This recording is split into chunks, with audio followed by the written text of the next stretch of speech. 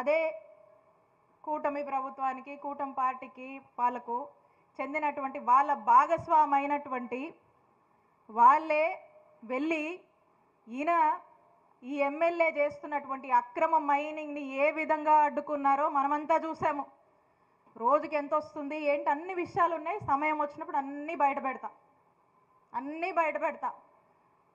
ఏ విధంగా అక్రమ మైనింగు అవినీతి నువ్వు చేస్తున్నావో ఈ జనమంతా చూస్తూ ఉన్నారు. మా దాకొద్దు, మీ భాగస్వాములే మీరు చేస్తున్న అవినీతిని బయటపెట్టింది. కాబట్టి ఎంత పీక్స్కి చేరారో ఒకసారి ఆలోచన చేయండి. అసలు ఇగో చాలా ఉన్నాయి ఇంకా మాట్లాడాలంటే. ఇక రేషన్ మాఫియా గురించి చెప్పే పనే లేదు. రేషన్ మాఫియా రోజుకు ఒక ఆర్టికల్ చూస్తున్నాం న్యూస్ పేపర్లో. రేషన్ మాఫియా ఏ విధంగా నడిపిస్తూ ఉన్నారు. ఇక గుట్కా దంద గురించి చెప్పేదే లేదు. ఇక ప్యాకెట్ అయితే ఎప్పుడు లేదు. అన్న నేను మీ అందరిని ఒకటి అడుగుతా ఉన్నాను, మనం ఉన్నప్పుడు ఈ నియోజకవర్గంలో ప్యాకెట్ నడిచిందా? ఎక్కడ నిన్నారా? ఎక్కడన్నా ఆడోళ్ళు ఏడ్చుకుంటూ కూర్చున్నారా? చెప్పండి. ఈ రోజున ఎంతమంది ఏడుస్తున్నారు. ఈరోజు ఏ విధంగా ప్యాకెట్ను మీరు మీ మనుషులు నడిపిస్తున్నారో మొత్తం చూస్తూ ఉన్నారు. ఈరోజు జరగందేమీ లేదు, నడవందేమీ లేదు. ప్రతి ఒక్కటి ఈరోజు ఈ నియోజకవర్గంలో ఈ ఎమ్మెల్యే కనుసైగలో నడుస్తూ ఉంది. ఇక ఒక్కడే బతకాలి, అతని మనుషులే బతకాలి. ఏదైనా ఎందుకు ఈ మాట అంటున్నంటే దానికి కూడా చెప్తానన్నా. ఊరికే అంటాం మనకు కూడా ఉండదు. రాత్రి ఈ ప్రోగ్రాం గురించి టౌన్లో ఓ చోట ఫ్లెక్సీలే ఇచ్చామన్నా. సరే రాత్రికి వచ్చి ఏర్పాట్లు చేసి మన పిల్లలంతా కూడా ఈ ఫ్లెక్సీలు కడదామంటే ఆ ఫ్లెక్సీలు తీసుకొని పోదామని పోతే ఆ ఫ్లెక్సీలు ప్రింట్ కొట్టిన అతన్ని మరి కమిషనర్ ఎంత ఖాళీగా ఉన్నాడు చూడండి. కమిషనర్ వెళ్ళి ఎందుకు కొట్టావని చెప్పి ఆ ఫ్లెక్సీలు ప్రింట్ షాప్ దగ్గరికి వెళ్ళి అతన్ని బెదిరిస్తాడు. అతన్ని బెదిరించి అక్కడ దాకా అవుద్ది. ఆ నెక్స్ట్ ఈ సిఐ గారు తీసుకొస్తాడు, ఆయన్ని తీసుకొచ్చి స్టేషన్లో కూర్చోబెడతాడు. వైసీపీ వాళ్ళ ఫ్లెక్సీలు ప్రింట్ చేస్తావా నువ్వు అని చెప్పి. ఇక మిగతా ఫ్లెక్స్ షాప్ వాళ్ళందరికీ ఫోన్లు చేస్తారు. టీడీపీ వాళ్ళ ఫ్లెక్సీలు తప్పితే వైసీపీ వాళ్ళవి కట్టొద్దు, కొట్టొద్దు, ఇవ్వద్దు, అసలుకి తీసుకోవద్దు, తీసుకుంటే మీ షాపు ఇక అంతే, మీ షాప్ ఉండదు ఇక అని. రాత్రి ఆ ఫ్లెక్సీ షాప్ అతను తీసుకొచ్చి స్టేషన్లో కూర్చోబెట్టారు. నేను తప్పు మాట్లాడితే తీయమనండి, సీసీటీవీ ఫుటేజ్ తీయమనండి పోలీస్ స్టేషన్లో, టౌన్ స్టేషన్లో. అంటే ఎప్పుడైనా చేసాం మనం ఇట్లాంటివి? ఒక్కళ్ళే బతకాలి, వాళ్ళోళ్ళే బతకాలి, ఇంతే. ఇంకెవడు ఫ్లెక్సీలు కొట్టుకునేవాడు ఏం పాపం చేశాడు? ఏదో రూపాయి వచ్చుద్దనేగా చేసుకుంటారు వ్యాపారం. వ్యాపారస్తుల కష్టాలు ఈ నియోజకవర్గంలో చెప్పలేనివి. రియల్ ఎస్టేట్ వెంచర్లు కూడా ఈయన మనుషులే చేయాలి, ఈయన చెప్పిన వాళ్ళు చేయాలి. ఇంకోటి చేశాడంటే అంతే సంగతి, సర్దుకొని వెళ్ళిపోవాలి ఇక్కడ నుంచి. ప్రతిదీ ఈయన కనుసైగల్లో నడవాలి. ప్రతిదీ ఈయనకు నచ్చిన మనుషులే చేయాలి.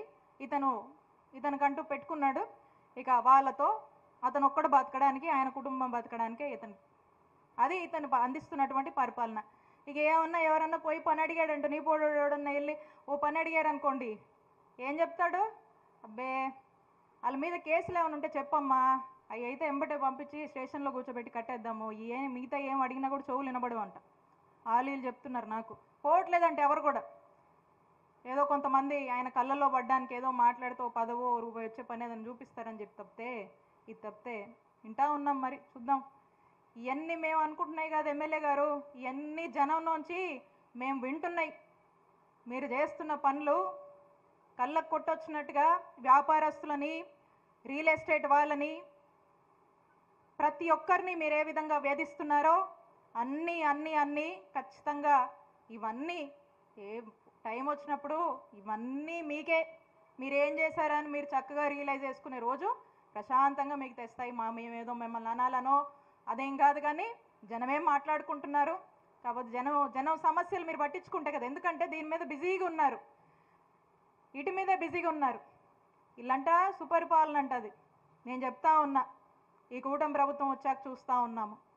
ఈ కూటమి ప్రభుత్వం వచ్చాక దీన్ని సుపరిపాలన అనరు, దీన్ని సుపారిపాలన అంటారు. రెడ్ బుక్ పాలన. ఎవడి మీద కేసు పెట్టాలంటే కేసు పెట్టాలి, ఎత్తుకు రావాలంటే ఎత్తుకు రావాలి, లోన్ వేయాలంటే స్టేషన్ లోపల వేయాలి, కొట్టాలి. జైళ్ళకు పంపించాలి, అరెస్టులు చేయాలి, అక్రమ కేసులు పెట్టాలి. ఇదంట సుపరిపాలన ఇల్లది. తెలుసులే జనానికి, మీరు సుపరిపాలన చెప్పినా చెప్పకపోయినా జనం చెప్తారులేండి. జనానికి ఒక స్పష్టత ఉంది కాబట్టి చెప్తా ఉన్నా. ఈ విషయాలు ఇంకా చెప్పే కన్నా ఇంకా చాలా ఉన్నాయి, విత్ ఎవిడెన్స్ మాట్లాడుకోవచ్చు. ఆఖరికి ఎంతవరకు వచ్చిందంటే ఎడ్లపాడులో,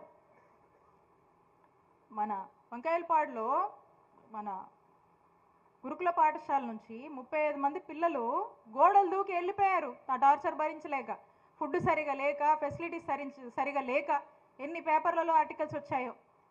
అది ఎమ్మెల్యే పాలన అట్టుంది. రైతులు, పొగాకు రైతులు ఏ రోజన్నా రోడ్ ఎక్కారా? జగనన్న హయాంలో ఎక్కారా? ఆ సంగతి చెప్పమనండి, ఆ సంగతి చెప్పమనండి. అసలు వాళ్ళకి ఏం చేస్తారో, ఏం న్యాయం చేస్తారో చేయమని. రైతుల ఆత్మహత్యలు జరిగినాయి మన నియోజకవర్గంలో. కనీసం ఆలకించాడా, పలకరించాడా ఆ కుటుంబాలని? అవి పట్టవు.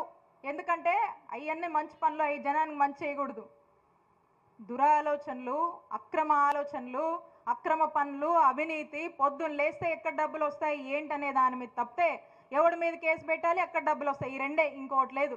అలాంటి ఆలోచనలతో ముందుకు వెళ్తున్నాడు ఎమ్మెల్యే. ఖచ్చితంగా కాలమే మీ రూపంలో, ప్రజల రూపంలో సమాధానం చెప్పుద్ది అని తెలియజేసుకుంటూ మీ అందరికీ ఒకటే చెప్తా ఉన్నానన్నా, రానున్నది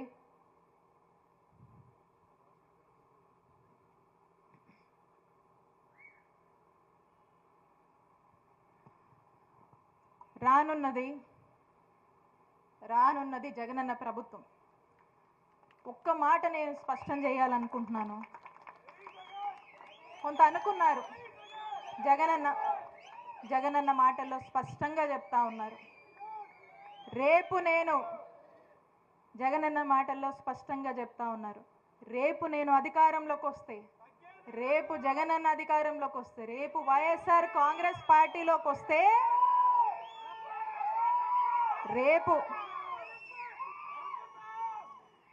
రేపు రాబోయే జగనన్న ప్రభుత్వం కార్యకర్తల ప్రభుత్వం. రేపు రాబోయే జగనన్న ప్రభుత్వం వైఎస్ఆర్ కాంగ్రెస్ పార్టీ జెండా పట్టుకొని కష్టపడ్డటువంటి నాయకుల ప్రభుత్వం. రేపు రానున్న ప్రభుత్వంలో వైఎస్ఆర్ కాంగ్రెస్ పార్టీ నాయకులు, కార్యకర్తలచే ప్రజలకు మంచి చేసే ప్రభుత్వం రేపు రానున్న జగనన్న ప్రభుత్వం అని తెలియజేసుకుంటా ఉన్నాను.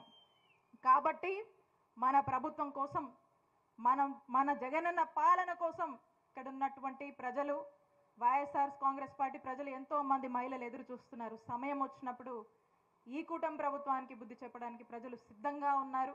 వీళ్ళ పాపాలు, వీళ్ళ అవినీతి, వీళ్ళ అక్రమాలు, వీళ్ళ వేధింపులు పండే రోజులు తొందరలోనే వస్తాయని తెలియజేసుకుంటూ, ఒక్క చిన్న మాట, కాస్త ఐ ఇన్ఫెక్షన్ వచ్చింది నాకు.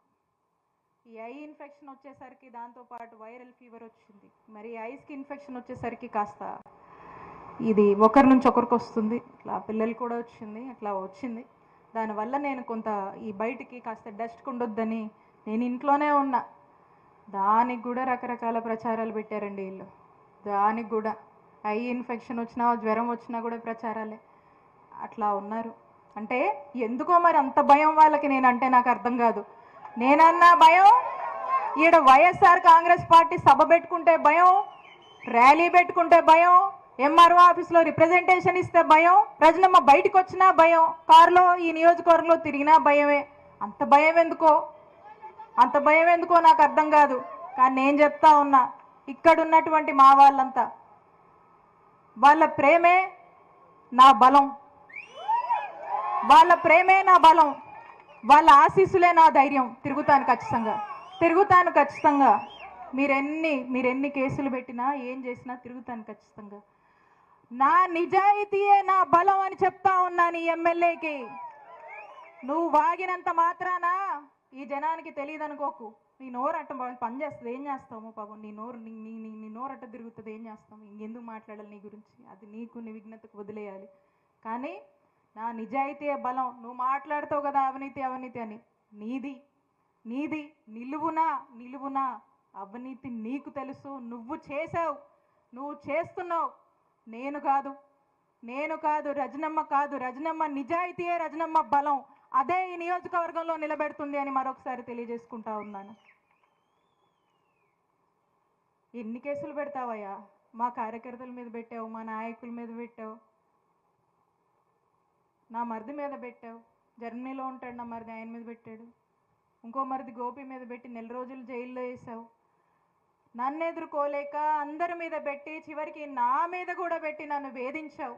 అయినా నీలాగా 4 సంవత్సరాలు కార్యకర్తలను వదిలేసి పారిపోలేదు. నేను పారిపోను. ఇన్ని వేధింపులు పెట్టినా ఏం చేసినా 4 సంవత్సరాలు నియోజకవర్గాన్ని వదిలేసి పారిపోయింది ఎవరు? మీ నాయకుల్ని అడగండి, చెప్తారు. మీ నాయకుల్ని అడిగండి, చెప్పారు. పారిపోయింది ఎవరన్నా? కాన్స్టిట్యున్సీని వదిలేసి పార్టీ అధికారం కోల్పోయాక పదవులు అనుభవించి పారిపోయింది ఎవరు?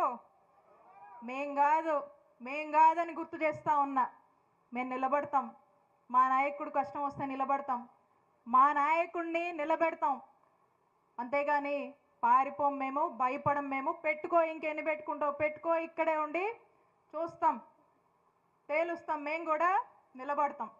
మరొకసారి తెలియజేసుకుంటూ ఈ కార్యక్రమానికి వచ్చినటువంటి ప్రతి ఒక్కరికి మరొకసారి నా హృదయపూర్వక కృతజ్ఞతలు తెలియజేసుకున్నాను. ఇంకొక మాట, కొంచెం ఆరోగ్యం అప్సెట్గా ఉన్నా కూడా నాయకులే ముందుండి అందరూ వాళ్ళే ఉండి లీడ్ చేశారు. సంతోషం. బహుశా నాకు అదే ఎనర్జీని ఇచ్చిందని అనుకుంటా ఉన్నాను. మరొకసారి మీ అందరు కూడా ప్రత్యేక కృతజ్ఞతలు నా ముందుండి లీడ్ చేసినందుకు. Thank you so much.